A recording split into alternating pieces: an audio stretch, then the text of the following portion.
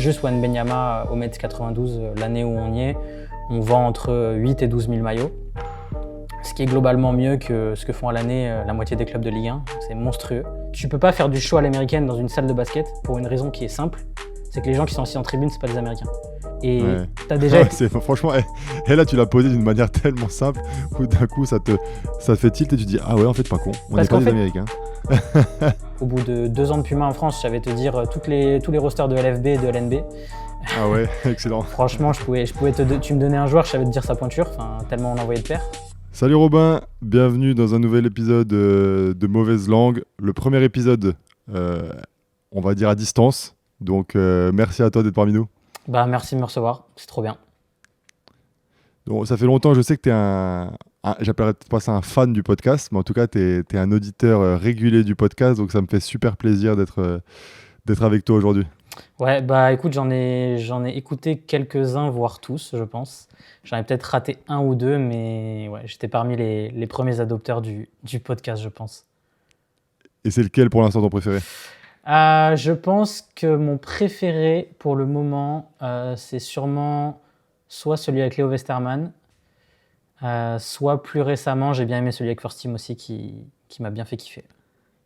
C'est une énergie un peu différente, quoi. C'est 2 salles, 2 ambiances, mais ça marche tout aussi bien. Exactement. On va aborder plus en détail, on va dire, j'allais dire ta carrière. Bon, tu n'as pas fait une carrière de basketteur professionnel. Je ne sais pas si tu aurais pu ou pas d'ailleurs, mais je crois que tu es plus d'un autre sport, mais on va aborder tout ça. Déjà, toi, petit, comment tu es tombé un peu dans le sport du coup?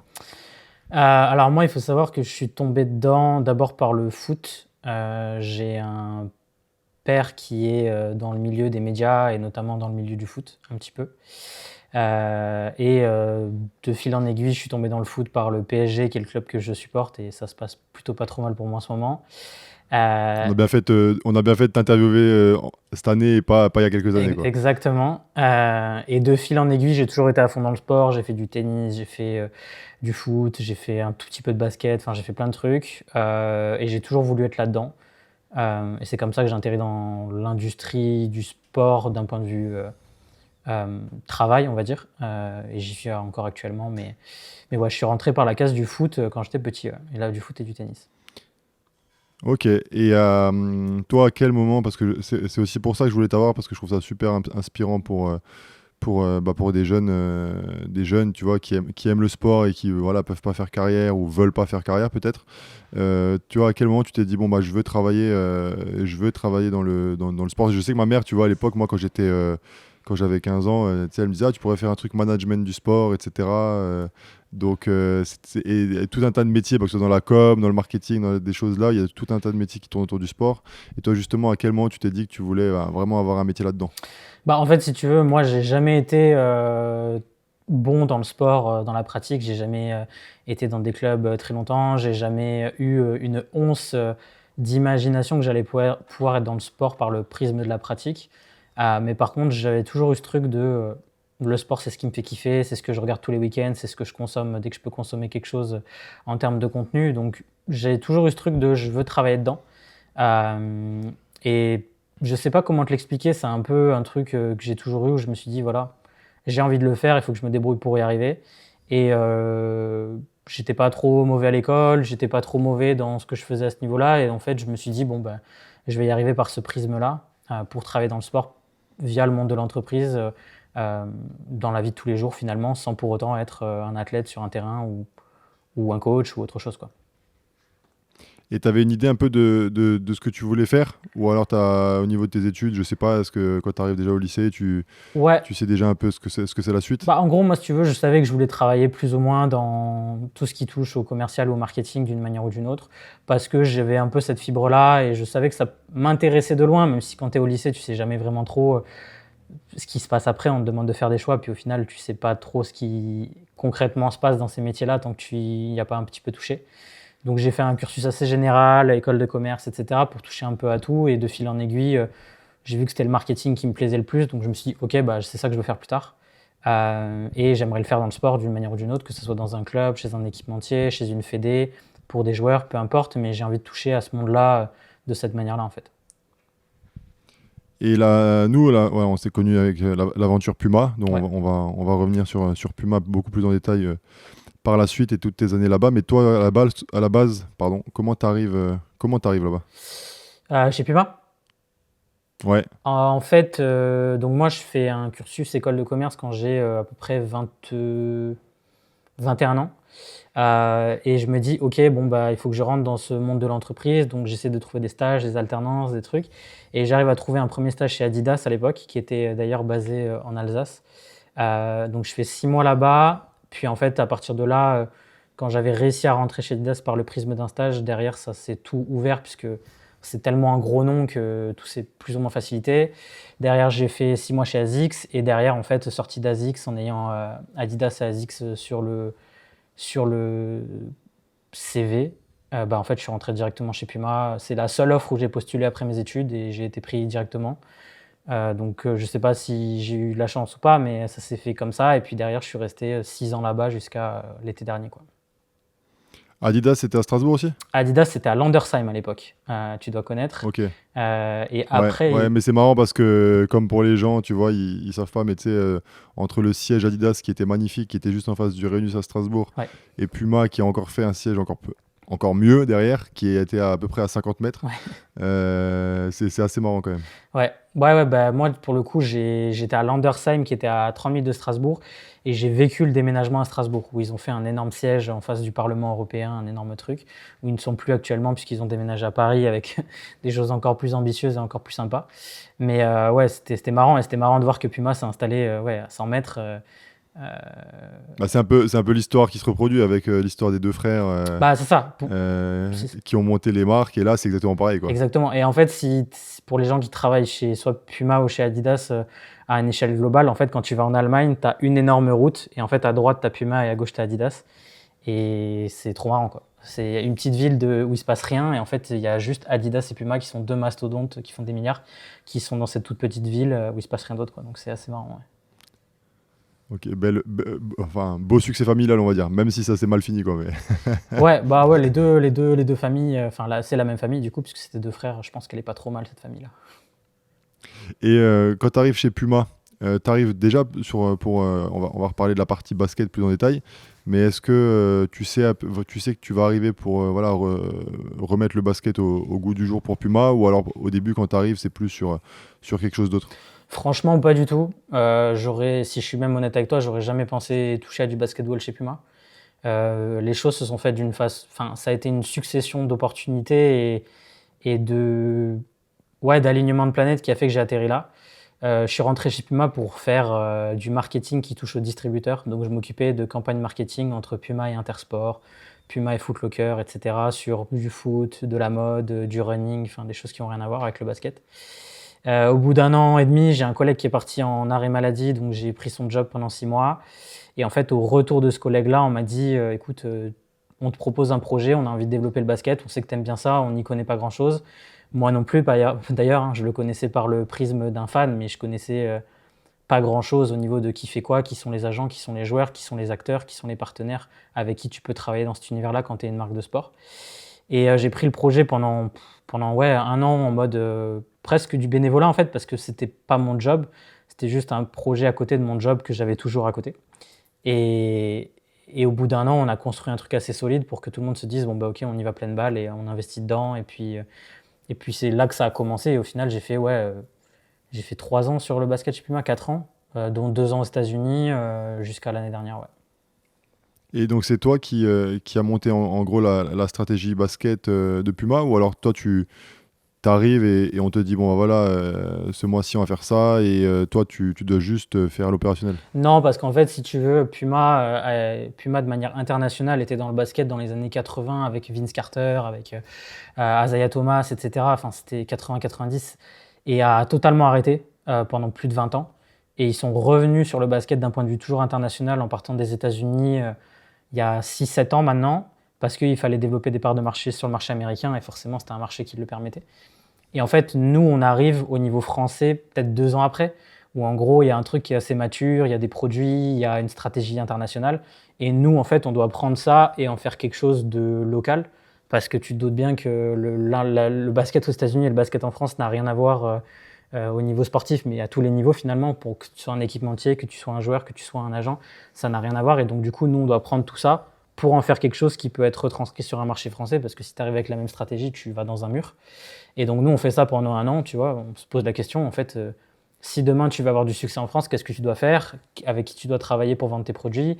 Est-ce que tu dois travailler avec des joueurs? Est-ce que tu dois travailler avec des clubs? Est-ce que tu dois travailler avec des créateurs de contenu? Est-ce que tu dois, je sais pas, faire ceci ou cela? En fait, on se pose toutes ces questions-là et au bout d'1 an, on a plus ou moins des réponses parce que, en toute humilité, on n'y connaît rien, tu vois, moi le premier.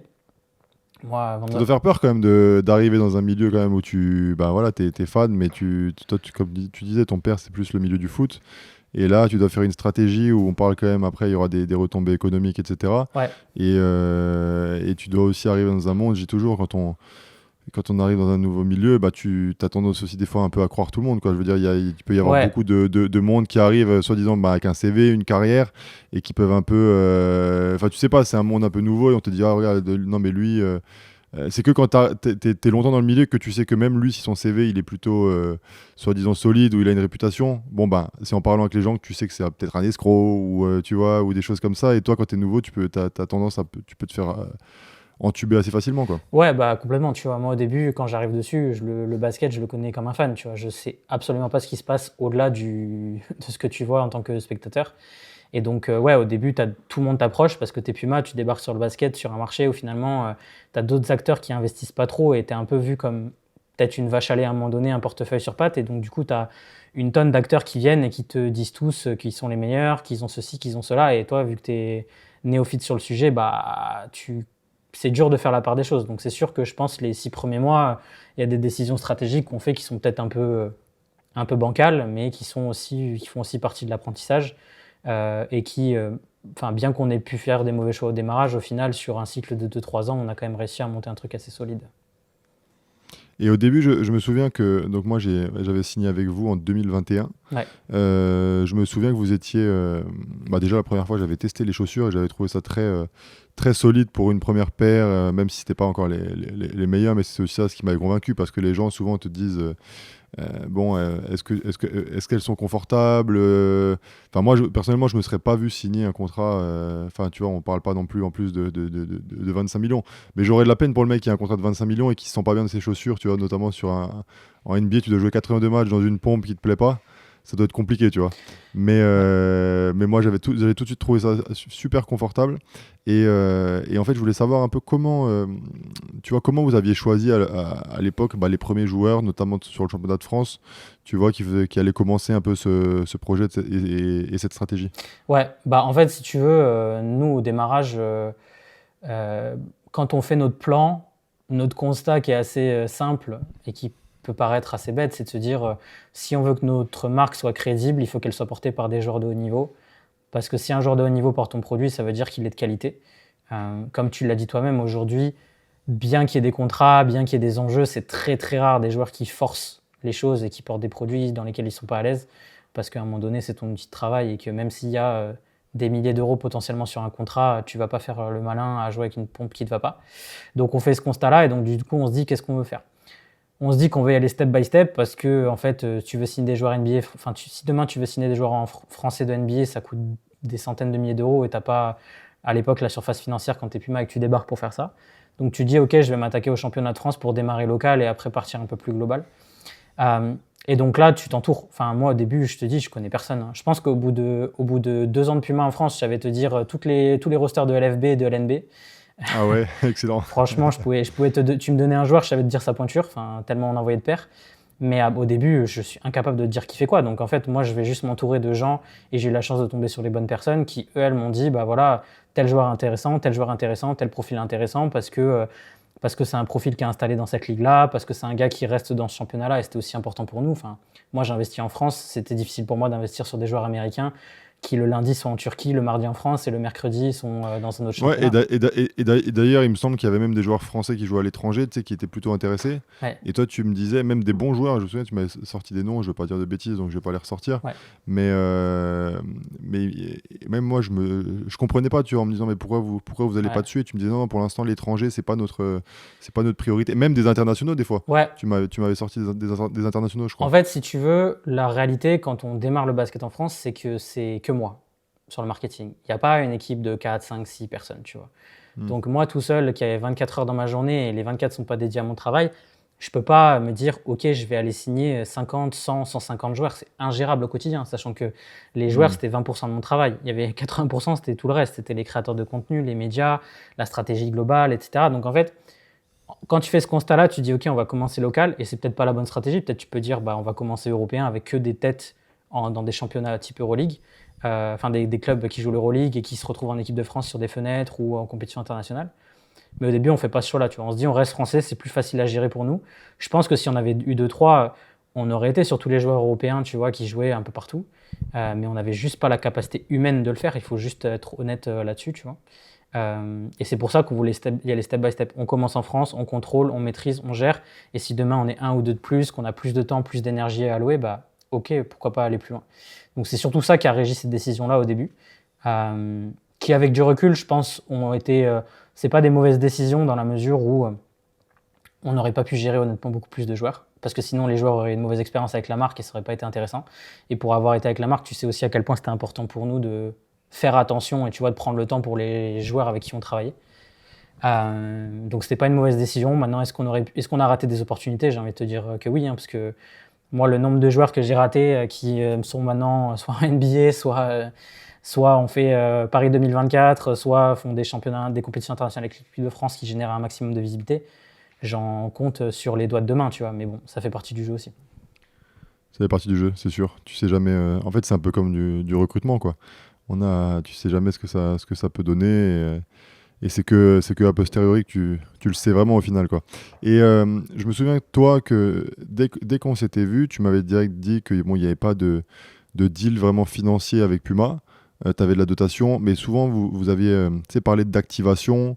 Tu vois, que c'était un peu ça qui se différenciait par rapport aux autres marques, l'activation, le storytelling. J'ai l'impression que tu étais très vite là-dedans. Parle-nous un peu de cette culture-là, où moi, ça m'avait fait... Enfin, moi, je me disais, attends, mais qu'est-ce qu'ils vont raconter sur moi? Je veux dire, moi, je me couche à 22h. Tu vois, il y a rien de fun, tu vois, là-dedans. Ouais. Donc, et très tôt, tu m'as... Vraiment, cet angle-là, pas de en mode... il faut que être fantasque pour avoir du storytelling ou ci ou ça. C'est peu importe qui t'es, c'est nous qui allons nous occuper derrière de raconter l'histoire, tu vois. Ouais. En fait, si tu veux, déjà, le premier truc, c'est que nous, quand on arrive sur le marché du basket, on est en concurrence avec Nike et Adidas, qui sont des mastodontes, qui ont des budgets qui sont 10 fois les nôtres, voire beaucoup plus. Et donc, moi, je n'ai pas les armes pour me battre sur ces terrains-là avec eux, en fait. Je peux pas... Demain, s'il y a un joueur qui est en concurrence avec moi, en tant que Puma, et que le concurrent, c'est Nike, dans 99,9% des cas, je ne vais pas l'avoir parce que je serai toujours derrière d'un point de vue économique. Ça, il n'y a pas de doute. Donc du coup, si tu veux, le constat de Puma, et ça vaut pour le basket, mais aussi d'autres catégories, comment on propose un accompagnement aux athlètes avec qui on bosse pour leur dire, écoute, tu ne vas pas devenir milliardaire avec moi, ni millionnaire d'ailleurs, mais par contre, on va essayer de faire des choses ensemble qui sont cool, qui te permettent de t'élever en tant qu'athlète, qui permettent toi aussi de te faire kiffer, et que finalement, ton équipementier, ce ne soit pas juste des pompes que tu reçois dans des cartons chez toi, en fait, que ça soit beaucoup plus. Que ça soit nous, notre capacité à te connecter avec d'autres athlètes, que ça soit notre capacité à te connecter avec des médias, avec des créateurs de contenu, que ce soit notre capacité à créer du contenu autour de toi, parce que comme tu l'as dit, en fait, tous les athlètes ont des trucs à raconter. Tous les athlètes, à un moment donné, ont une histoire. Tout le monde a des passions. Enfin, il y a toujours des angles qui permettent de raconter des choses. Et aussi, pourquoi nous, on faisait ça, c'est parce qu'aujourd'hui, avec tout le respect pour les athlètes LNB, tu vois, on est dans le basket, on n'est pas dans le foot. Donc on n'est pas dans un milieu qui est surmédiatisé. Et donc en fait, si nous, on ne médiatise pas les joueurs avec qui on travaille et qu'on se contente juste de leur mettre des chaussures aux pieds, finalement, les gens qui vont voir ces paires-là, c'est que les gens qui vont dans un gymnase pour voir le joueur jouer, en fait. Ils ne vont pas le voir au-delà. Ouais. Donc en fait, on avait cette obligation de nous dire, OK, on investit des moyens qui sont mesurés, mais qui sont quand même des moyens sur des joueurs. Comment on maximise le fait que tout le monde, le plus de gens possible dans la sphère basket, soient au courant que ces joueurs-là sont avec la marque. Et ça, c'était hyper important pour nous. Et ça a été franchement plutôt un bon succès parce qu'au final, les athlètes Puma, ils s'étaient identifiés, quoi. Ils s'étaient identifiés et on savait qu'ils étaient avec Puma. Et avant, on parlait avant l'épisode de Rookix, tu vois, et de la culture un peu sneakers. Toi, avant d'arriver chez Puma, est-ce que tu as toujours été un peu fan de chaussures Ou alors pareil, parce qu'au final, faire une paire, bah, moi je me suis rendu compte avec vous, c'est pas simplement. Tu sais, il y a plein de. Entre les amortis, enfin tu vois, et tu vois aussi les passionnés qui t'en parlent avec passion. Bon, le talon, l'amorti, il n'y a pas que la couleur, quoi. Ouais, bah moi je kiffe ce truc-là. Je suis un nerd de la chaussure complet. C'est un truc qui me fait kiffer. Ok, D'où ça vient? Ça vient sûrement enfin pareil, hein. Mon père c'est un énorme consommateur de chaussures lifestyle et j'ai toujours été dans cet univers-là et je me suis toujours intéressé à ce qui se passait. La chaussure performance c'est tout aussi intéressant. Euh, et ouais, j'ai toujours été là-dedans. Et au fil des années, c'est un truc que j'ai essayé aussi de déguiser parce que, comme tu l'as dit, et encore, je suis au niveau 3 sur 10, hein. C'est-à-dire que je ne suis pas un scientifique de la chaussure. ok, Il y a des ingénieurs, il y a des mecs qui sont beaucoup plus pointus que moi, tu vois. Mais c'est sûr que ouais, c'est un truc qui me fait kiffer perso.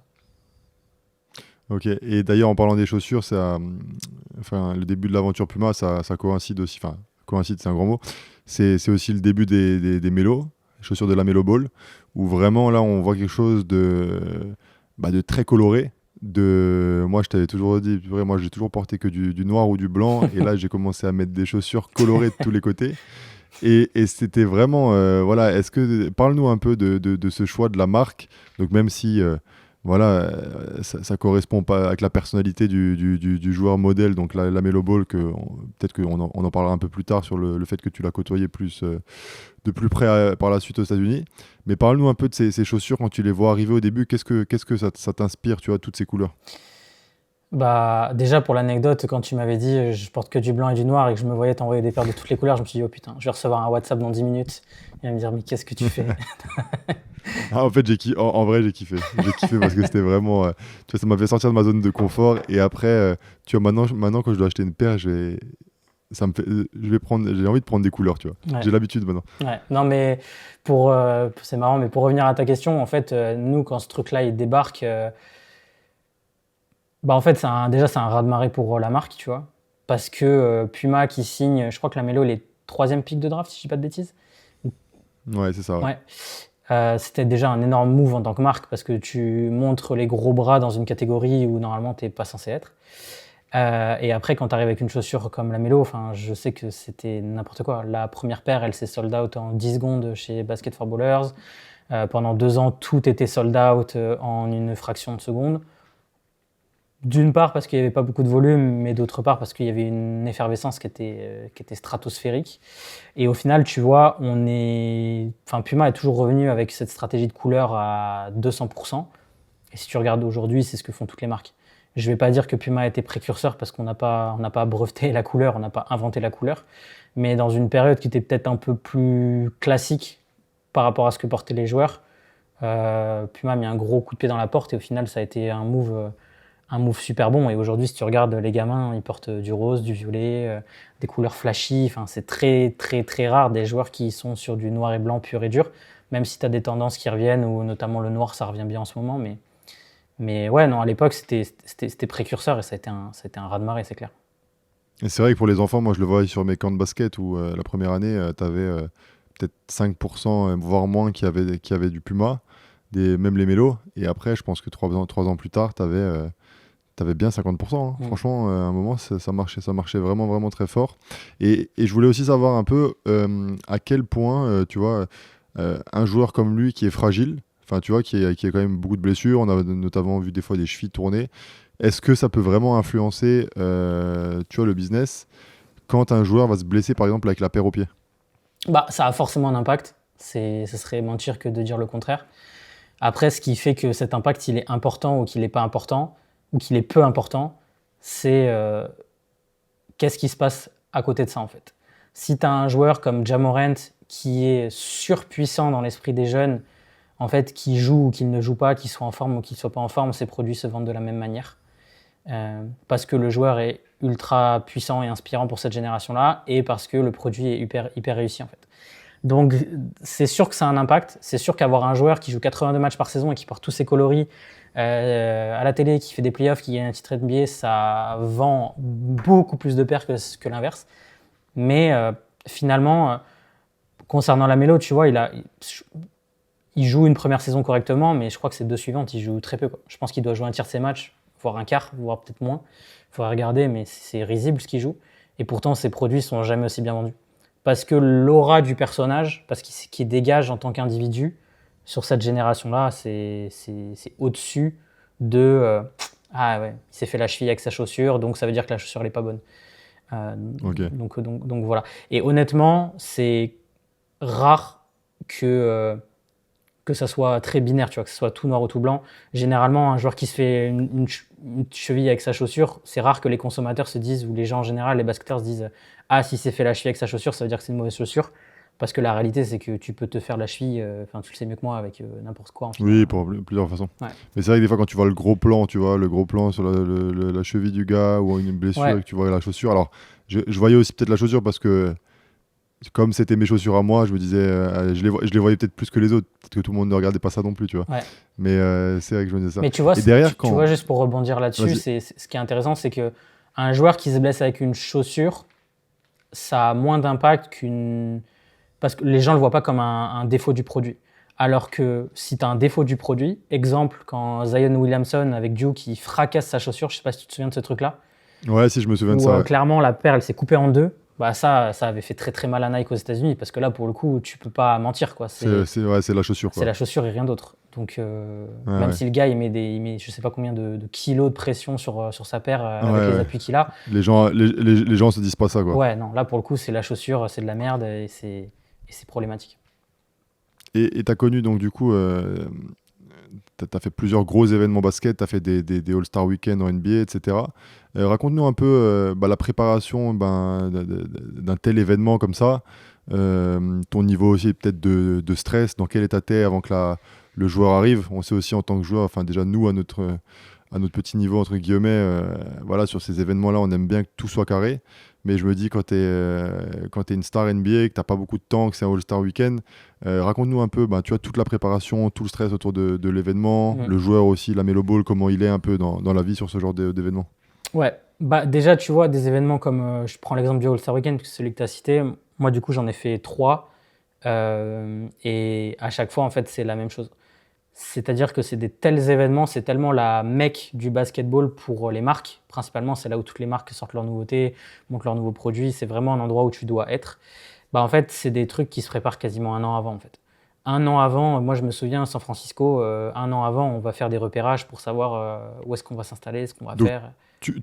en fait, tu sais même pas si le gars il va être All-Star ou pas en plus. Non, ah ouais, non, tu sais pas. Par exemple, chaque année, Puma fait des collections la Melo Ball All-Star Weekend. Les collections, elles sont décidées un an et demi avant. Tu n'as aucune idée de si Ok. le gars il va y être.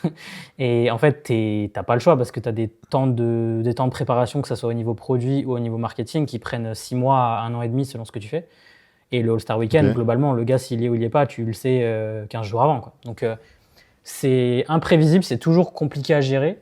Mais en fait, je pense que dans ces situations-là, en fait, tu agis sur ce sur quoi tu peux agir et tu le fais jusqu'au bout.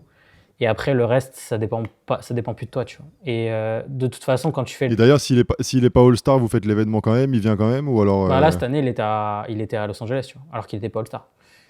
Il se Ok. déplace, on le fait le déplacer, il fait ce qu'il a à faire, et ça reste la Melo Ball, ça reste un joueur qui est, en plus cette année, ils font une saison de ouf, donc ça reste cool, quoi. Donc même s'il n'est pas Ouais. All-Star sur le papier, il n'y a personne qui va se dire qu'est-ce qu'il fait là, il n'est pas All-Star, parce qu'en fait, le All-Star, quand tu y es, ça dépasse le cadre de 10 mecs contre 10 mecs, ou je sais plus combien sont, 15 contre 15 qui jouent entre eux parce que c'est les meilleurs du pays. C'est vraiment, c'est vraiment le grand rendez-vous des fans de basket aux États-Unis. Donc voilà, et moi, tu vois, ce que je me dis toujours dans ces moments-là, quand tu fais des événements de cette envergure, et pareil, on avait fait un tour avec la Melo Ball en Europe, c'est que tu agis sur ce sur quoi tu peux agir, et il faut toujours partir du principe, pardon, toujours partir du principe qu'en événementiel, ça se passe jamais comme prévu. Ça sera toujours comme ça. Tu auras beau tout prévoir au centimètre près, c'est à ce moment-là qu'il va pleuvoir, c'est à ce moment-là que le gars il arrive 2 heures en retard, c'est à ce moment-là qu'il y a un gamin qui fait un malaise et du coup c'est panique à bord. Enfin, ça se passe jamais comme prévu. Donc en fait, si tu commences à stresser, à suranticiper des situations qui dans tous les cas vont arriver, mais tu sais juste pas dans quelle mesure, bah en fait c'est compliqué à gérer, quoi. Donc moi j'ai appris avec le temps Ouais. aussi à me dire ok, tu maîtrises ce que tu sais maîtriser, et puis l'imprévu, c'est de l'imprévu, ça fait partie du show, et puis voilà, quoi. C'est comme, je pense, quand t'es joueur sur un terrain de basket, t'as beau scouter ton adversaire et faire de la vidéo comme tu veux, à un moment donné, ce qui se passe sur le terrain, Ouais, c'est sûr. voilà, c'est pareil. C'est sûr. Et lui, il est comment dans ce genre d'événement du coup? Lui, franchement, il est top. Honnêtement, tout ce que tu vois de lui, tout ce qu'il peut laisser transparaître dans le monde professionnel, c'est tout l'inverse. Genre, il est ultra pro, il est ultra carré, il dit bonjour à tout le monde, il est super sympa. Moi, ça m'est arrivé de faire des shootings photos avec lui où il arrive à 9h du matin et il repart à 18h. Des trucs énormes, hein, des trucs t'imagines pas, alors qu'en France, je pense que, peut-être pas dans le basket, mais tu demandes à un footeux d'être avec toi plus de 30 minutes, il devient fou. Lui, il faisait des shootings photos de 8-9 heures avec nous, où à chaque fois, il est dispo, il est souriant, il est pro. Donc moi, j'ai vraiment un bon souvenir de lui. Et très honnêtement, si je prends tous les joueurs de basket NBA ou les joueuses WNBA que j'ai croisés, ils sont tous dans cet esprit-là, notamment, enfin, surtout les Américains. Les Américains, globalement, ils mettent tout ce côté business, marketing, partenaire au même niveau que le terrain. Donc en fait, c'est juste une case de plus dans leur agenda qui est au même niveau que la case entraînement. Si j'ai entraînement à 10h et que j'ai match à 20h et que j'ai shooting avec mon équipementier à 14h, les blocs sont au même niveau et il n'y a pas de ça me saoule, je dois me concentrer sur autre chose. Tu vois. Donc là-dessus, ils sont assez impressionnants. Et en ce sens-là, j'ai jamais eu trop de mauvaises expériences. Après, voilà, ça reste des joueurs de très haut niveau. Des fois, tu en as certains qui ont un peu plus d'ego que d'autres, qui sont un peu plus relous que d'autres. Mais au global, ils sont quand même. C'est dans la culture aussi, je pense qu'ils ont, Ouais. ils ont l'habitude de ça, ils comprennent l'importance. Ouais. C'est pas, en fait. Après, vous faites aussi des choses c'est aussi des choses voilà, ultra carrées, ultra bien organisées. Ouais, mais tu vois, ce qui est intéressant, c'est que quand tu fais des choses comme ça, quand un joueur doit des contreparties à un partenaire, souvent on dit qu'il a des impératifs. Et tu vois, le mot, il fait sens. Un impératif, c'est-à-dire que tu dois le faire, mais dans le mot impératif, il y a un côté c'est relou, je dois le faire, mais j'ai pas envie de le faire. Eux, en fait, c'est pas du tout un impératif. C'est, encore une fois, c'est au même niveau que tout le reste. Et en fait, tu peux être le meilleur joueur sur le terrain. Si à côté de ça, toutes ces obligations, entre guillemets, tu n'es pas au même niveau que sur le terrain, tu ne seras pas un bon athlète à la fin de la journée. C'est un peu dur je pense, à intégrer, parce que des fois, tu peux avoir tendance à te dire qu'en fait, un athlète, c'est le terrain. Il est là pour le terrain, il est là pour, il est là pour performer, il n'est pas là pour autre chose. Mais eux, ils n'ont pas du tout cette vision-là, et c'est ce qui fait que globalement, ils sont très professionnels, très carrés. Tu vois, j'ai fait des trucs avec Kyle Kuzma, pareil, hyper carré, Brian Stewart hyper carré, Scoot Anderson hyper carré, Tyrese hyper carré. Ils sont tous globalement droits dans leurs bottes, ils sont souvent bien entourés aussi. Donc le tout fait que globalement, c'est rare qu'il y ait des gros imprévus. Et tu vois, je peux te prendre une anecdote par rapport à ça. J'ai fait un événement avec Brianna Stewart à Paris en avril 2024. La veille, je ne sais pas ce qu'elle a foutu, elle a fait une intoxication alimentaire. Le lendemain, elle était là à 9h sur le shoot. Elle était KO technique. Elle devait faire des pauses de 10 minutes à chaque fois qu'elle faisait un truc. Et on avait fait venir une infirmière qui lui avait fait une injection. Ah ouais, elle avait, je me souviens, une injection de trucs pour être hydratée, pour que ça aille mieux le plus vite possible. Mais en fait, la meuf, elle montait 1h ou 30 minutes se poser pour récupérer, et elle redescendait, elle faisait tous ces trucs comme si de rien n'était, quoi. Alors qu'elle avait fait une intoxication alimentaire la veille, et c'est là où tu te dis, ils sont fous, quoi. Et on parle pas. Et la pauvre, elle se retrouve avec des questions posées par Yacine après, quoi. Exactement. C'est ce qu'il a achevé d'ailleurs. J'étais obligé de lui mettre un petit tac. Et en parlant de la partie joueur, on va aller sur la partie un peu club après parce que ça m'intéresse beaucoup également. Ouais. Mais sur la partie joueur, tu vois, en France, je sais qu'au tout début de l'aventure Puma, il y avait Nadir Rifi aussi. Quand tu vois arriver Nadir, est-ce que toi, en tant que professionnel du marketing, storytelling, tu vois un peu déjà le potentiel, même si à l'époque il est qu'au-portel, mais est-ce que tu vois un peu quelque chose de ce côté-là? Franchement, non. Enfin, ce serait mentir que dire que oui, on a été visionnaires, on est des génies. La réalité, c'est que Nadir, je vais te donner la full histoire. Hein. Je pense que Nadir, à l'époque, donc moi je commence sur le basket, donc autant te dire que j'ai un niveau de connaissance qui est pas très élevé. Alors en plus, Nadir qui joue au Portel en espoir, c'est vraiment le dernier gars que je vais voir. Je crois que c'est lui qui achète du Puma tout seul, parce qu'il kiffe la paire. À l'époque, c'était la Fusion Nitro, la toute blanche avec la bande là. Il avait kiffé et il l'avait porté. Et je sais plus comment, je suis tombé sur une photo Insta où quelqu'un me l'a envoyé. Il m'a dit, ah c'est cool, il porte les paires. Je crois au début, j'ai dit, ok, trop bien, qu'il continue d'en acheter. Et tant mieux pour nous. Et je pense qu'au bout de 6 mois, on lui avait écrit en mode, ouais, c'est cool, tu veux qu'on t'en envoie d'autres. Et puis on lui en a envoyé d'autres, et de fil en aiguille. À la fin, on lui a fait un contrat qui était, je crois, un contrat de 2 ans. Et franchement, si j'avais été un peu plus visionnaire, je lui en aurais fait un de 10. Mais Ouais. j'ai pas été bon là-dessus. Mais du coup, ça s'est fait comme ça. Et puis au final, le gars, il kiffait porter les produits. Euh, à l'époque où on le signe, je crois que c'est sa première année au Portel. Donc en gros, il n'y a rien de garanti, quoi. Et nous, on y va, on se dit, vas-y, on tente. Au mieux, il se passe quelque chose de top. Au pire, ça va pas nous faire très très mal. Et puis après, il s'en est suivi ce qui s'en est suivi. Il a joué en Puma pendant quasiment 3 ans. Et puis là, il est plus chez Puma depuis maintenant un peu plus d'1 an, je pense. Donc voilà. Ouais, parce que j'avais aussi lu un article sur lui, où bon, c'est son agent qui disait ça, mais qui disait que c'est peut-être un des seuls, tu vois, joueurs français ou dans le championnat de France, tu vois, qui est un peu bankable, qui peut attirer un peu des marques, etc. Mm. Bon, je Ouais. suis pas loin de le, enfin, moi je le pense aussi. Ouais, ouais, c'est. Euh, et d'ailleurs, toi, du coup, est-ce que vraiment un joueur ouais, français ou même en Europe, tu vois, ça peut aider à vendre des produits ou alors vraiment, enfin même tu vois, moi quand je vois des joueurs NBA qui ont des chaussures, si c'est pas les superstars, enfin je m'en fiche en fait, tu vois. Mm. Donc c'est quoi, enfin est-ce que tu penses qu'il y a des joueurs en Europe, tu vois, qui peuvent avoir un peu ce statut de bon des jeunes qui se disent bon il a cette chaussure, j'ai envie de les acheter quoi. En gros, ce qui fait que tu peux avoir de l'impact, c'est soit que tu as de la masse, donc tu as quand même un nombre d'athlètes assez important, et après que ce soit des athlètes plus petits ou intermédiaires, tu vas à la fin, en fait, en martelant ton message, faire que tu vas être de plus en plus visible et que les gens vont te calculer de plus en plus. Mais en Europe, pour répondre à ta question, il y a très peu, voire pas de joueurs qui peuvent vendre des produits, en fait.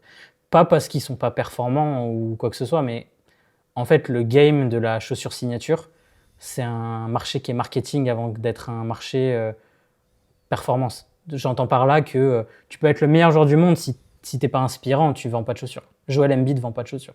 Nikola Jokic vend pas de chaussures.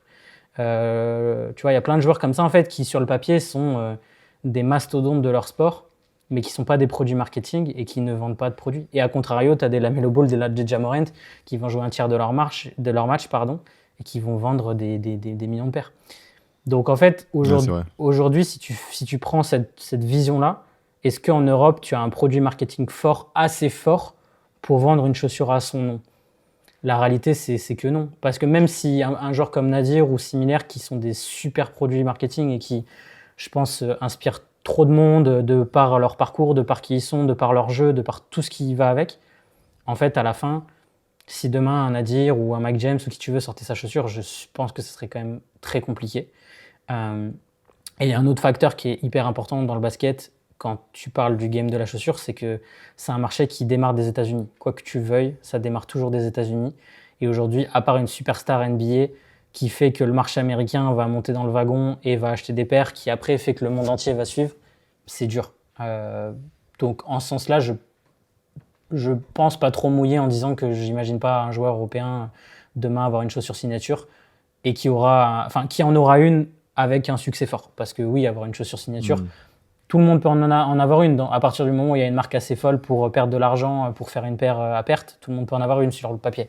Mais avoir une paire qui a du succès avec un joueur européen Qui marche, ouais. qui joue en Europe, compliqué pour moi. Et sur la partie plutôt club maintenant, euh, comment ça se passe? Vous avez très, très tôt essayé, enfin non pas essayé, vous l'avez fait. Vous avez, il me semble que tu m'avais dit à l'époque que le but c'était d'avoir 3-4 clubs français Ouais. sponsorisés par Puma. Ça rentre toujours dans cette même stratégie voilà, de gagner en crédibilité? Ouais, exactement. Je pense que quand on écrit notre plan de route, on se dit, OK, ben on veut 20, 30 joueurs sous 1 an et demi. On veut 4, 5 clubs, pareil.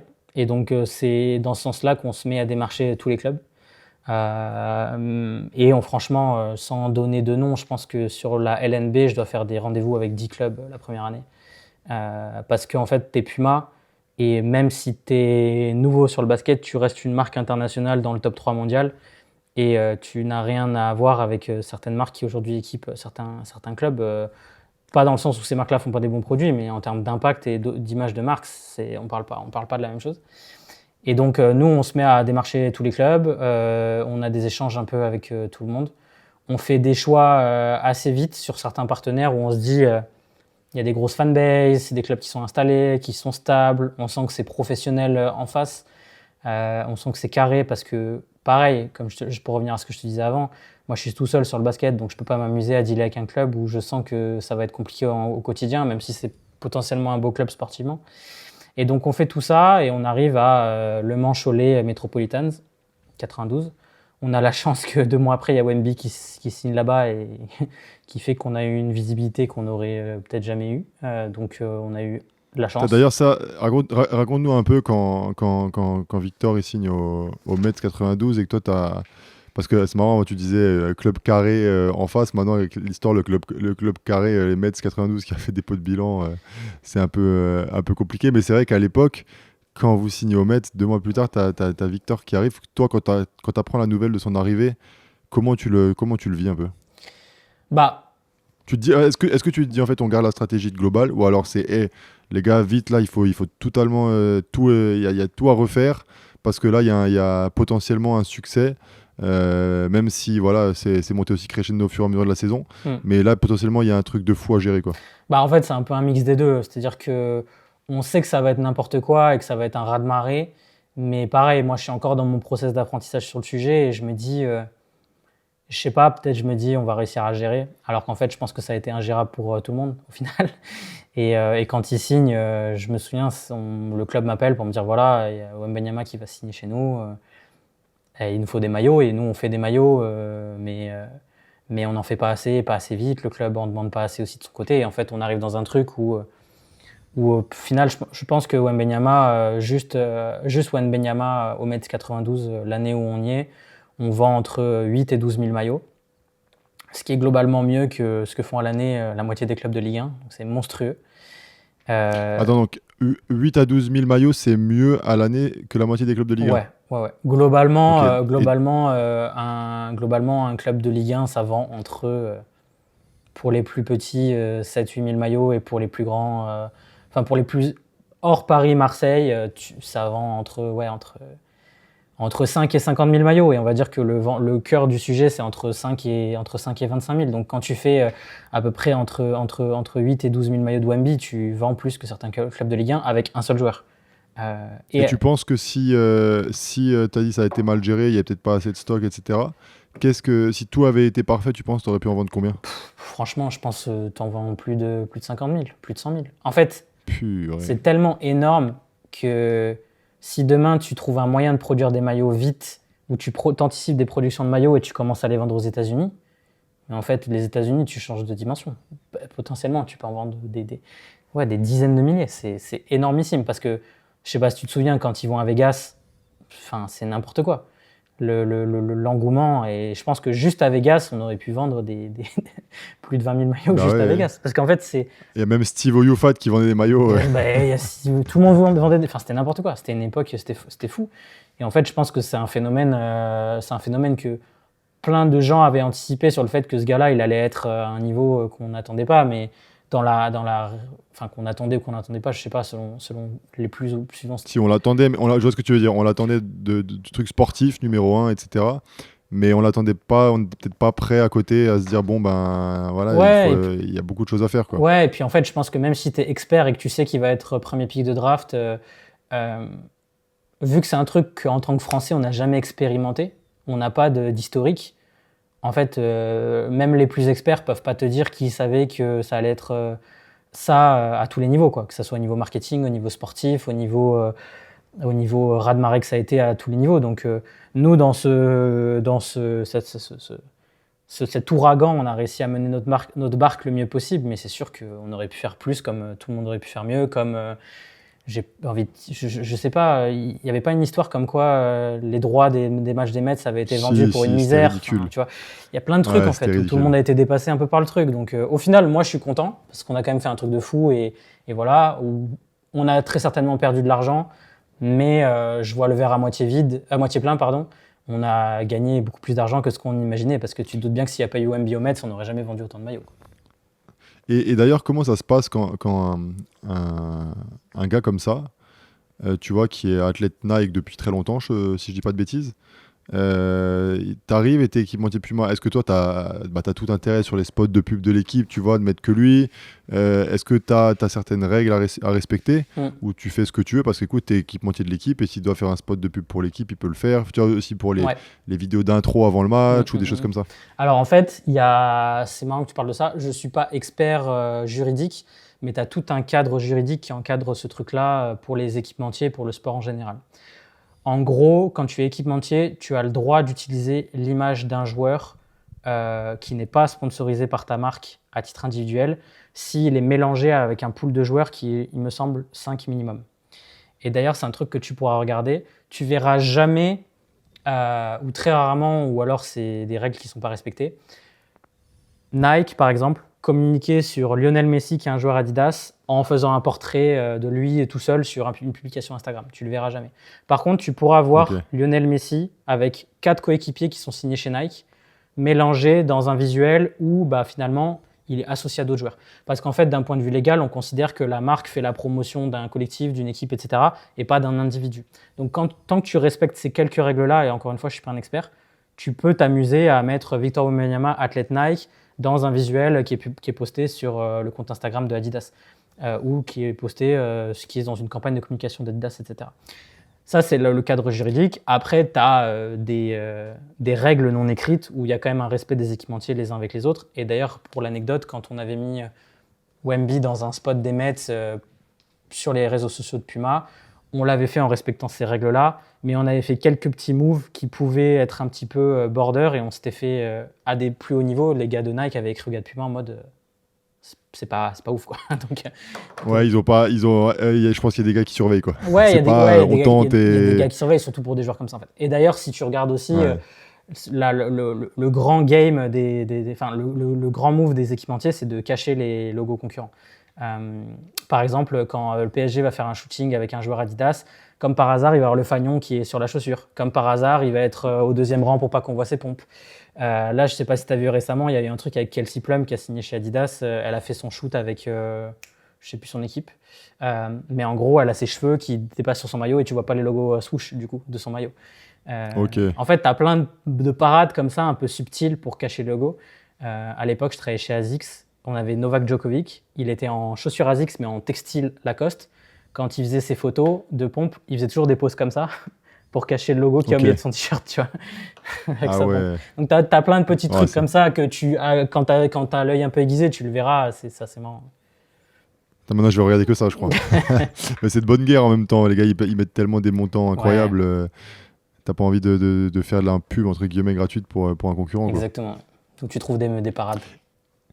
Et là, on a parlé donc du coup des Mets à l'époque et sur la partie club, comment ça se passe un peu les clubs. J'ai jamais vraiment, saisi le truc sur la partie dotation. T'as toujours l'impression que c'est un peu flou. Pourquoi on va chez cet équipementier et pas celui-ci? Oui, mais celui-là il donne plus. Tu vois, donc explique-nous. Alors après, tu vois, de temps en temps, cette année, il y a Chalon-sur-Saône qui est en Jordan, mais d'un autre côté, quand tu vois le truc, tu te dis, attends, comment Jordan, ils ont donné à Chalon-sur-Saône? C'est impossible. Qu'est-ce qu'ils en ont à faire de Chalon-sur-Saône, Jordan? Tu vois, j'adore Chalon, mais voilà, donc c'est qu'au final, il y a quelque chose derrière. Explique-nous un peu tout ce business-là. Déjà, en fait, le point de départ, c'est qui fournit un club. Parce qu'un club, il peut porter, par exemple, du Jordan, mais est-ce que c'est Jordan qui lui fournit ses produits? Ou est-ce que c'est un intermédiaire de Jordan? Je ne connais pas les dessous du contrat de Chalon, je ne connais pas les dessous du contrat de Nanterre, de qui tu veux qui peut jouer en Nike, mais dans une grande majorité des cas, c'est un intermédiaire qui va équiper le club dans une certaine marque. Par exemple, je suis un distributeur, Basket for Ballers, je distribue toutes les marques, je vais aller voir un club, le club va avoir un contrat avec Basket for Ballers et Basket for Ballers va lui dire grâce à moi tu vas porter du Nike ou du Adidas ou du Puma, etc. Et tu as plein de clubs qui sont dans ce truc-là. C'est pour ça que des fois tu vois des clubs avec des logos en dessous du logo de l'équipementier, Kicks, Basketball Emotion, Ekin Sport, tout ça c'est des distributeurs en fait. Et donc souvent c'est ce qui se passe. Ça n'a pas la même valeur que d'avoir un contrat directement avec la marque parce que quand tu es en direct avec la marque, souvent tu as un niveau de considération qui est plus important d'un point de vue de la marque, ce qui est logique. Si tu passes par un intermédiaire, c'est que la marque, finalement, on n'a peut-être pas grand-chose à faire de toi, même si ça peut, je pense, ça va peut-être agacer certains clubs. Mais en fait, une marque a un vrai intérêt pour toi, comme Adidas a un intérêt pour le Paris Basket, Ils traitent en direct, en fait. Et ils ne traitent pas par un intermédiaire. Et quand tu es traité en direct, ça t'ouvre à une autre galaxie de possibilités parce que tu as beaucoup plus d'accès avec la marque va te mettre en avant de manière différente. Je ne suis pas sûr que Nike mette en avant Chalon-sur-Saône d'une manière ou d'une autre, ou Gielbourg, ou je sais pas qui ils ont sous contrat, mais du coup, tu as un rapport qui est différent. Et en fait, si tu veux, dans ce truc-là, comment un club va choisir un équipementier? Déjà, il y a deux choses, il y a l'offre et la demande. Il y a moi, en tant que club, je vais choisir, mais pour choisir, il faut qu'il y ait en face un intérêt. Parce qu'en fait, si demain, je suis un petit club de N1 et que je vais voir Nike et dire j'ai envie de travailler avec vous, peut-être que Nike vont dire moi, en fait, j'ai pas envie de travailler avec toi. Donc, ça, c'est le premier truc. Et après, derrière, tu as est-ce que les produits sont de qualité ou pas? Parce qu'en fait, ça a beau être des contrats avec de la dotation, avec potentiellement du financier, des bonus, tout un tas de trucs. Si les produits sont pas ouf et qu'à la fin, au quotidien, les joueurs ils vont saouler l'intendant parce qu'en fait les maillots ils se déchirent à l'entraînement, en fait ça va saouler tout le monde. Et là tu as des marques qui sont meilleures que d'autres dans ce domaine-là, qui sont plus expertes, qui sont plus installées. Donc c'est comme ça d'abord un club va choisir. Et après derrière, une fois qu'il a les options qu'il a, une fois qu'il a regardé les produits qui sont les plus qualitatifs, ce qui va faire la différence c'est la puissance de la marque et les conditions du contrat. La puissance de la marque c'est quoi? C'est que si demain je vends un maillot Nike en boutique, j'ai 100 fois plus de chances de le vendre à ma fanbase qu'un maillot d'une marque exotique. C'est logique, parce que c'est un produit Nike et que la valeur de la marque Nike, elle est super forte. Tu vois. Ça, c'est le b.a.-ba. Et donc, en fait, quand tu as un club, tu as tout intérêt à aller vers des grosses marques parce que, en fait, peut-être qu'un maillot Nike, je vais en vendre 10 000, alors peut-être qu'un maillot, ce que tu veux, je vais en vendre 500. Quoi. Donc, à la fin, je vais perdre de l'argent. Ça, c'est le premier point. Et le deuxième point, c'est les conditions du contrat. Combien de dotations tu vas avoir, combien de cash tu vas avoir, quel bonus tu vas avoir, la durée du contrat. Enfin, après, c'est comme un contrat de joueur finalement. Hein. C'est la même chose, quoi. C'est les conditions du contrat à tous les niveaux, la durée, le cash, etc., qui peut faire la différence. Surtout dans un marché comme le basket français où globalement, le foot c'est un peu différent, mais le foot, c'est différent maintenant, mais pendant un long moment, leur économie elle était basée sur les droits TV. Maintenant, je peux t'assurer qu'ils sont beaucoup plus regardants sur le cash qu'il y a dans les contrats d'équipementier parce que c'est une vraie source de revenus, là où avant c'était une cacahuète dans le budget global. Les clubs de basket, c'est un peu ça en fait. Si tu as un équipementier qui te propose le double, en fait, tu vas y aller parce que tu peux pas te permettre de refuser plusieurs dizaines de milliers d'euros. C'est compliqué. Quoi. Et d'ailleurs, niveau maillot, niveau plutôt partie de design, identité visuelle, est-ce que tu penses qu'il y a des choses à améliorer? Ça, j'en doute pas. Mais qu'est-ce que toi t'améliorerais maintenant tu es dans un club pour faire un truc parce que bon on est d'accord les maillots de basket en France franchement tu regardes il y en a quelques-uns qui sont cool mais je veux dire en NBA ils sont tous cool tu vois ce que je veux dire? Ouais. C'est tous les quasiment 95% des maillots NBA sont beaux quoi. Tu vois alors tu as aussi cette partie où en France tu dois avoir les sponsors, tu peux pas te permettre de te passer de plusieurs sponsors sur ton maillot et ça peut un peu des fois entre guillemets dégrader le design. Mais qu'est-ce que toi tu vois comme axe d'amélioration malgré ces contraintes? Ouais, déjà les sponsors comme tu as dit c'est malheureusement un impondérable mais c'est ce qui fait ça fait quand même une grande différence. Hein. Quand tu as un maillot de foot et que tu as un sponsor central et que tu as un club de basket et que tu en as 8 à l'avant, c'est un peu compliqué. Le plus compliqué, c'est les clubs qui s'amusent à les mettre dans toutes les couleurs possibles et imaginables. Sachant qu'en plus, pour info, la Ligue de la LNB encourage le fait que les sponsors soient en monochrome. Donc si tu joues en blanc, que les sponsors soient en noir, ou si tu joues en rouge, que les sponsors soient en blanc, par exemple. Il l'encourage dans le sens où si ton logo est en monochrome, que le logo de ton sponsor est en monochrome, tu as le droit de le mettre réglementairement plus grand sur ton maillot. Ça, c'est un truc qui est Enfin, à l'époque, quand moi je travaillais avec la LNB, c'était dans leurs conditions. Ce qui est bien quand tu as un club, parce qu'en fait, tu peux dire, écoute, tu sais quoi, Carrefour, ton logo, si je le mets en bleu, il va faire 10 cm par 10 cm, et si je le mets en blanc, il va faire 15 par 15, donc tu vas être plus visible, donc c'est dans ton intérêt. Bon, après, tu as des entreprises qui sont un peu très serrées par rapport à ça et qui ne veulent pas bouger de leur charte et qui ne veulent pas accepter que leur logo soit blanc si de base il est bleu et rouge. Mais du coup, les sponsors, c'est un autre truc. Et après, globalement, moi, si je devais améliorer un truc, je dirais juste au club, démerdez-vous en fait. Parce que quand tu es un club quand tu es un club de l'NB, si on est honnête, aujourd'hui, dans le cœur d'un sponsor, dans la pyramide d'un équipementier, tu vas toujours être en bas ou tout en bas. Parce que, en fait, quand tu es chez Adidas, en fait, il y a le Real Madrid, il y a l'équipe d'Argentine, il y a les athlètes, il y a les événements, il y a ceci, il y a cela. Et en fait, tu es tout en bas de la priorisation des gens là-bas, en fait. Donc, comme tu es tout en bas, il ne faut pas attendre d'eux qu'ils passent 50 heures à te faire un joli design. Il ne faut pas attendre d'eux qu'ils passent 100 heures à te faire un développement produit spécifique. En fait, ils vont aller à l'essentiel. Et si toi, en tant que marque, tu n'es pas assez solide sur tes appuis pour avoir ta propre direction artistique, ton propre univers et des ressources pour accompagner ton équipementier, en fait, si tu attends tous d'eux, tu vas être toujours déçu. Globalement, tu as des cas, tu as des exceptions à ça, évidemment. Ce n'est pas tout blanc, tout noir, mais je pense que les clubs qui travaillent le mieux aujourd'hui, c'est ceux qui ont des brandings qui sont forts par eux-mêmes et qui ne se reposent pas sur d'autres. Et tu vois, un club comme Nanterre, par exemple, que je trouve très chaud à ce niveau-là, Nanterre, dans la pyramide de Nike, ils ne sont pas du tout bien placés, j'imagine. Et pourtant, ils arrivent à s'en sortir très bien parce qu'ils font des trucs cool, et ils se débrouillent par eux-mêmes. Donc moi, c'est ça que j'améliorerais. Et après, en termes de produits purs et durs, il faut toujours te dire que tu auras toujours un plafond de verre dans le basket français par rapport à ça. Parce que pour faire des produits qui sont super élaborés, tu as besoin que ça rapporte de l'oseille. C'est aussi simple que ça. Les maillots de NBA, pourquoi ils se font chier à faire des beaux designs, pourquoi ils ont des matières, des trucs super cool, bah en fait, c'est parce qu'ils en vendent des milliers, des centaines de milliers. Ils savent qu'ils vont en vendre, ouais. Donc en fait, ils peuvent se dire, on va passer 200 heures sur du développement produit, du développement graphique, du ceci, du cela, parce qu'en fait, elles vont être rentabilisées ces 200 heures.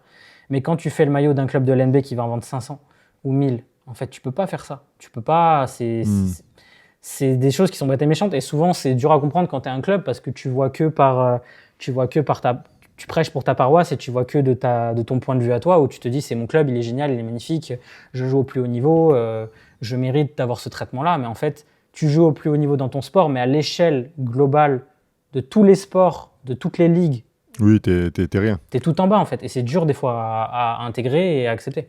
Et à faire comprendre au club quoi aussi. Ouais, c'est pas évident. Et en parlant des marques, là, au-delà des clubs, donc bien sûr, tu as les plus grosses marques. Puma, là, même, on a senti sur les dernières années que c'était un peu en train de retomber. Tu me dis si je dis des bêtises. Hein. Non, c'est vrai. Mais tu vois comparé aux belles années où tu voyais des mélos dans tous les sens, etc. Tu vois maintenant des nouvelles marques, un peu comme la marque Anta avec Kyrie Irving, où moi je connaissais pas, mais là, je vois plusieurs de mes coéquipiers, notamment les plus jeunes, qui en avaient. Et la dernière fois, je suis allé chez Basket for Ballers, on m'a dit, c'est la chaussure qui cartonne. Enfin, tu vois, je connaissais pas du tout cette marque. Ouais. Est-ce que tu penses qu'il y a vraiment de la place pour une autre marque que Nike? J'allais dire Nike, Adidas, mais même pas. Nike, c'est vraiment tout au-dessus. Et Adidas, c'est quand même bien en dessous quand même, non? En fait, déjà, ça sera toujours très, très, très compliqué d'aller chercher Nike. Nike aura des hauts, des bas, mais ça sera globalement très compliqué d'aller chercher Nike parce que ça reste Nike, tu vois. Ça reste Nike avec tout l'héritage de la marque, avec tous les athlètes de très haut niveau, avec toutes les légendes. C'est très, très, très dur d'aller chercher Nike. Même si Nike, il faut se le dire, des fois, ils font des produits qui ne sont pas au niveau d'un point de vue qualité. Les gens restent chez Nike parce que c'est Nike. Et ça, t'as beau faire les meilleurs produits du monde, ça va être dur de te battre avec ça. Maintenant, tu arrives quand même sur un moment où les gens sont quand même de plus en plus attentifs à la qualité des produits qu'ils portent. Et chaque année, ça c'est de mieux en mieux et les gens sont de plus en plus éduqués.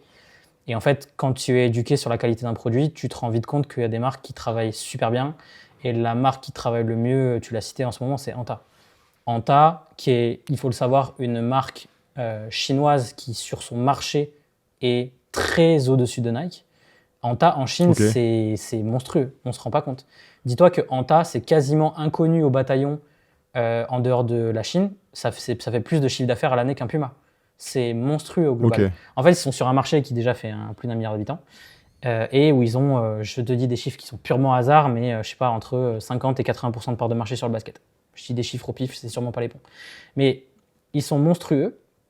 Et là, en fait, ils se sont dit quoi? Ils se sont dit, on va attaquer, on va s'exporter. Donc, comment on s'exporte? On va signer Kyrie Irving, qui est chez Nike, après Ja Morant, ou avec Ja Morant, l'athlète qui vend le mieux, qui vend ou vendait le mieux les 15 dernières années. Qui est un joueur qui a tout d'un point de vue marketing. C'est un joueur qui est cool à regarder, c'est un joueur qui est inspirant, c'est un joueur qui a une histoire, il a tout. Globalement, c'est potentiellement les 2-3 meilleurs joueurs, parmi les 2-3 meilleurs joueurs que tu peux avoir quand tu es une marque. Ils font des produits qui, en termes de qualité, sont exceptionnels. Genre vraiment, quand je te dis exceptionnel, c'est que pour 120, 130 euros, ils proposent des produits que tu devrais payer 160, 170. en termes de qualité. Ok. Et tu vois, moi, pour en voir passer souvent et pour des fois en avoir en main, quand je vois les produits, je me dis toujours, je ne comprends pas comment ils font des produits comme ça, avec ce niveau de détail, ce niveau de qualité, pour ce prix-là. Bon, après, les prix sont un peu en train d'augmenter en ce moment, si on se parle honnêtement, mais ça reste quand même exceptionnel. Donc, tu as carrément la place, en fait, pour ces marques-là. Il faut juste qu'elles arrivent à avoir le bon rayonnement marketing. Kyrie, c'est un premier pied qu'ils ont mis dans cet univers-là, mais ils ont d'autres joueurs. Ils ont DiVincenzo, ils ont Klay Thompson, ils ont d'autres profils, tu vois. Mais il faut qu'ils arrivent à multiplier ce truc-là. Et s'ils ont la même qualité de produit et qu'après, ils arrivent à travailler correctement d'un point de vue distribution, parce qu'en fait, c'est pas tout d'avoir des bons produits. Il faut avoir la connaissance du réseau en Europe pour les mettre aux bons endroits, ce qui n'est pas toujours évident. Si tu arrives à faire ça, il n'y a aucune raison que ce ne soit pas une marque qui s'installe sur la durée, parce qu'encore une fois, à la fin de la journée, le produit, s'il est de qualité, les gens Il est incroyable, ils vont le calculer. Et tu vois, en fait, tu as une... Tu m'as chauffé pour tester là. Non, vraiment, c'est très solide. Et tu vois, il y a plein de marques comme ça. Il y a une marque qui s'appelle Rigorer aussi, qui fait de mon produit, qui est la marque de Austin Reeves. Pareil, ils ont un produit, sa première paire à Austin Reeves, personne n'en parlait parce qu'avec tout le respect, c'est Austin Reeves, tu vois. C'est pas le gars qui fait le plus rêver les fans, parce qu'il y a plein de joueurs avant lui, mais la réalité, c'est que son produit, il est super bon et qu'il se vend bien, tu vois. À son échelle, il se vend bien parce que le produit est super qualitatif. Donc il y a la place pour ces marques. Enfin, moi, je pense qu'il y a largement la place. Et toi, quand t'as quitté Nike, je veux dire, quand t'as quitté Puma France pour aller t'installer à Boston aux États-Unis sur Puma Monde, dis-nous un peu ce qui t'a. Enfin, tu as la différence de culture dans le travail entre la culture française, les États-Unis, tu as les bons côtés ou les mauvais côtés. Et parle-nous aussi un peu de la vie à Boston parce que ça doit être super cool d'habiter là-bas. Écoute, déjà, moi, quand j'arrive là-bas, le truc, c'est que je passe d'une équipe locale où je suis tout seul, presque tout seul, parce que j'ai des gens qui m'accompagnent, j'ai des agences, j'ai des gens autour de moi, mais je suis le seul employé sur le papier, à un truc où on est 25 à faire du basket, où j'ai des designers produits, où j'ai des gars qui gèrent des athlètes NBA autour de moi, où il y a des équipes démesurées par rapport à ce qu'on fait, tu vois. Moi, quand je suis en France, je pense à la fin, avant de partir, je dois gérer 30 athlètes sous contrat et peut-être 40 qui n'en ont pas, donc peut-être 70 gars. Quand j'arrive là-bas, chaque gars a max 2 ou 3 athlètes NBA, tu vois, à gérer. Donc en fait, Ok. en termes de staffing, ça n'a rien à voir.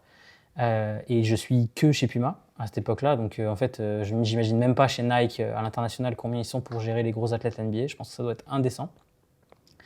Mais bref, j'arrive dans un environnement où tout est à un autre niveau, où les enjeux sont pas les mêmes, où en fait tu es dans le cœur du réacteur. Donc c'est de là que démarre tout ce que tu fais, qui ensuite va être diffusé dans tous les pays du monde, que ce soit les produits, les stratégies, les choix artistiques que la marque peut faire, etc. Donc c'est trop bien. Enfin, moi, en tant que fan, je suis comme un ouf. En plus, comme tu l'as dit, j'arrive à Boston, qui pour moi est genre exceptionnel comme ville aux États-Unis. Ok. J'ai pas habité dans 1000 villes, mais par le travail, j'ai quand même voyagé et j'en ai vu pas mal. Et à chaque fois, je me disais que Boston, avec New York, c'est pour moi les deux meilleures villes pour y vivre. Donc j'ai passé 2 ans là-bas. J'ai vraiment kiffé. La culture du travail est très différente de ce qu'on a en France. Étonnamment, je m'imaginais les Américains beaucoup plus hard work que ce que j'ai constaté. Au final, ils sont pas très différents de nous. L'image des Américains qui font que travailler comme des oufs, c'est pas forcément vrai du tout. Me dis pas que t'es tombé dans le panneau quand même. Ouais. Si, je pense. Hein. Mais Me dis pas que t'as cru à la Mamba mentality des Américains quand même. Moi, dans le monde corporate, j'y croyais. Hein. Je me suis dit, t'arrives là-bas, je me suis dit, ça va être des brutes et tout, machin. En fait, non. Parce que dans le basket, c'est une énorme disquette. Donc dans le monde corporate, je sais pas. Dans le basket, c'est une énorme disquette. Hein. Ouais, non, dans le monde corporate, ils sont pros, ils sont carrés, mais après 17 heures, tu les verras pas, quoi. Donc, pour ceux que j'ai côtoyés, et je dis pas ça en mode c'est des branleurs, je dis ça en mode je m'attendais peut-être à encore plus, alors qu'en fait, ils travaillent juste normalement et au final, le bien, ils travaillent pas mal, hein, mais je m'attendais à des trucs de fou et au final, ça allait, quoi. Donc, non, franchement, j'ai adoré et ouais, culturellement, c'était quand même une grosse différence. Même si je pense que quand tu vas bosser aux États-Unis en tant qu'Européen, si t'es pas trop mauvais, globalement, tu y arrives parce que je pense qu'en Europe, on bosse très bien. Je pense qu'en France, on bosse mieux que ce qu'on peut croire. Encore une fois, j'imaginais que là-bas, ça allait être la Champions League et que moi, je jouais en national et au final, pas du tout, tu vois. Donc ça a été. Okay. Et là, tu as un peu quitté le milieu du basket, même s'il te reste quelques attaches dedans. Qu'est-ce que tu vois, maintenant pour terminer l'épisode, sur le basket français plutôt, en général? Qu'est-ce que tu vois de tout ton domaine de compétences? Qu'est-ce qu'il faudrait un peu améliorer? Qu'est-ce qu'il faudrait améliorer? En vrai, c'est compliqué à dire pour moi parce que déjà, je sais pas si je suis la bonne, je sais pas si je suis la bonne personne et je sais pas si je pourrais me permettre de faire des recommandations stratégiques au basket français, mais si je devais te dire des trucs, c'est qu'aujourd'hui, globalement, le basket français, c'est quand même un milieu qui est composé d'une somme de petits clubs historiques qui sont gérés par les mêmes personnes depuis très longtemps et qui fait à la fin que je trouve que c'est assez conservateur et que c'est pas forcément progressiste et qu'il n'y a pas forcément une vision de se dire on veut aller plus loin, on veut monter plus haut, etc. Et tu as des locomotives qui tirent comme le Paris Basket et tu te retrouves d'ailleurs des fois avec des sorties. Je sais pas, c'est pas David Kahn qui a fait une sortie récemment où il a dit je comprends pas pourquoi je joue avec Boulazac. Bon, je sais pas, je suis pas fan de la sortie, mais si tu creuses un peu derrière, en fait, je pense que le gars, il se dit vas-y, nous, on veut totalement être dans la progression, changer les codes, innover, faire avancer la locomotive. Et en fait, aujourd'hui, globalement, autour, tu te trouves quand même avec une galaxie de clubs qui travaillent bien à leur échelle et qui font ce qu'ils peuvent, tu vois, parce que, encore une fois, je connais pas les dessous économiques des uns des autres et c'est pour ça que j'ai pas envie non plus de tirer sur qui que ce soit, mais tu as quand même l'impression que c'est assez conservateur, qu'il n'y a pas une volonté de progresser trop. Et quand il y a une volonté de progresser, je trouve que des fois, les choix, ils sont bizarres, notamment en marketing, tu vois. Je trouve, par exemple, pour te donner un exemple, moi, je trouve que le truc le plus terrible du basket français, c'est qu'on essaye de faire des trucs à l'américaine, alors que c'est impossible. Alors que t'as pas les moyens, t'as pas la culture. En fait, c'est pas une question de moyens. Pour moi, c'est une question de... Tu peux pas faire du show à l'américaine dans une salle de basket pour une raison qui est simple, c'est que les gens qui sont assis en tribune, c'est pas des Américains. Et t'as déjà franchement, et là tu l'as posé d'une manière tellement simple où d'un coup ça te fait tilt et tu dis ah ouais en fait pas con, on n'est pas des Américains. T'as été voir un match à New York. Tu vois des mecs torse nu, machin, qui sur une carte, des gamins qui dansent. Mais par contre, c'est aussi bien fait. T'as la caméra qui arrive devant toi. Mon fils, il était ouf. Enfin, tu vois. Et c'est vrai que dès que tu essaies de faire un truc comme ça, un show à l'américaine, en France, les Français sont là. Enfin, nous, on est un peu. Attends, mais gros, mais moi, je suis pas un clown, quoi, tu vois. Je vais pas me lever, me mettre torse nu. C'est pas nous. Et c'est pas bien ou pas bien. C'est juste que c'est pas nous, en fait. Donc, en fait, moi, tous les trucs où je vois des fois qu'on essaie de s'américaniser en France, c'est pas possible, c'est compliqué. Ou c'est peut-être possible dans des grandes villes comme Paris, où peut-être tu as des peuples qui sont peut-être des populations qui sont peut-être plus extraverties. Mais en fait, quand tu vas dans 80% des salles de LNB, que la moyenne d'âge, encore une fois, c'est pas un reproche, que la moyenne d'âge, elle est escalée. En fait, tu peux pas imaginer faire ça. Encore une fois, si t'as pas des Américains dans la salle, tu peux pas faire des shows à l'américaine. Et le meilleur exemple, c'est quand tu vas voir un NBA Paris Game. Je sais pas si tu as eu l'occasion d'aller en voir un. Non, mais chaque fois que je regarde la télé, ça a l'air assez triste. En fait, tu es dans une cathédrale, quoi. T'entends en bas tout ce qui se passe parce que, encore une fois, t'as pas un... Bon, t'en as certains qui vont te dire oui, mais en fait, c'est que des invitations, comme les billets sont très chers, c'est que des gens, les gens qui peuvent se le permettre, c'est pas le peuple, entre guillemets, qui sont peut-être un peu plus chauds, des vrais fans de basket. Ça joue très certainement aussi, mais moi, je reste intimement convaincu que en fait, tu peux pas faire des shows à l'américaine si t'as pas des Américains dans les tribunes, c'est aussi simple que ça. Et donc, tu vois, ça c'est un exemple de truc où je trouve que, encore une fois, des fois on est conservateur et quand on essaye d'être dans la progression, je pense qu'on se trompe. Désordonné un peu, quoi. Ouais, on se trompe un peu de combat, quoi. Mais voilà. Et à côté de ça, je te dis, il y a des clubs, je pense, qui comprennent un petit peu tous ces enjeux et qui se concentrent sur ce où ils sont, sur quoi ils sont bons et ils travaillent très bien. Tu vois. Moi, j'ai travaillé avec le MSB pendant 2 ans. Le MSB, je trouve qu'ils travaillent très bien. Tu vois. Ils sont conscients de leur tissu local, ils sont conscients de ce qu'ils ont, ils sont conscients de ce qu'ils peuvent et ne peuvent pas faire. Et en fait, je pense que, et tu le sais peut-être mieux que moi parce que tu es dans le milieu, mais de ma perception à moi et de la perception que j'en ai eu quand j'ai bossé avec eux, c'était pour moi un des clubs les plus stables avec qui j'ai taffé, tu vois. Et les plus compétents. Donc ouais, je ne saurais pas te dire exactement Ce qu'il faut. Bah, déjà, c'est un bon début parce que c'est vrai que ta phrase là, c'est basique, simple, comme dirait Orelsan, Mm.